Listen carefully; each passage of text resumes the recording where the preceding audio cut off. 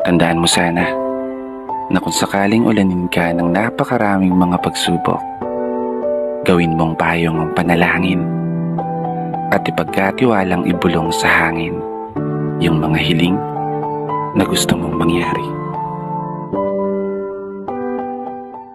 Hindi laging aayon sa'yo ang pagkakataon.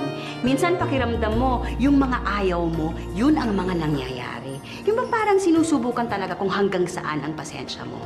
Pag ganun, huminto ka muna, hinga ka ng malalim. Dahil sa mga ganitong pagkakataon din, may tsansa kang ipakita na matibay ka, na hindi ka basta-basta bumibigay at sumusuko.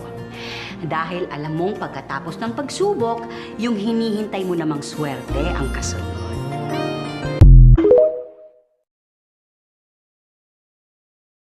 Pag prioritize mo si Lord, mas i-organize siya ang buhay mo. Marami akong kilala, walang time talaga for God kasi busy sila. Alam mo, karamihan sa kanila, ang gulo ng schedule, ang gulo ng buhay, hindi masaya, hindi at peace.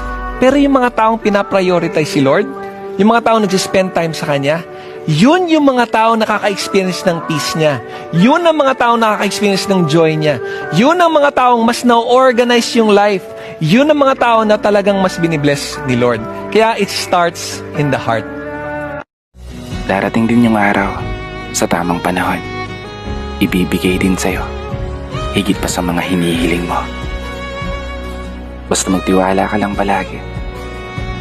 Maniwala ka lang palagi. Huwag kang matatakot sumubok.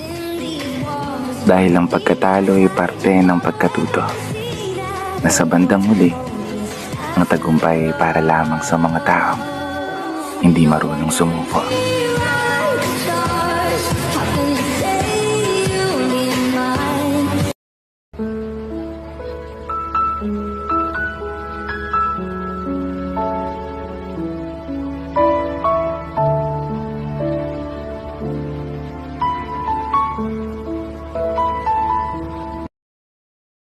Alam mo sa mundong to, hindi ka mananalo ng malaki kung hindi ka rin pupusta ng malaki. Kung lagi kang safe, lagi kang takot, oo, hindi ka masasaktan.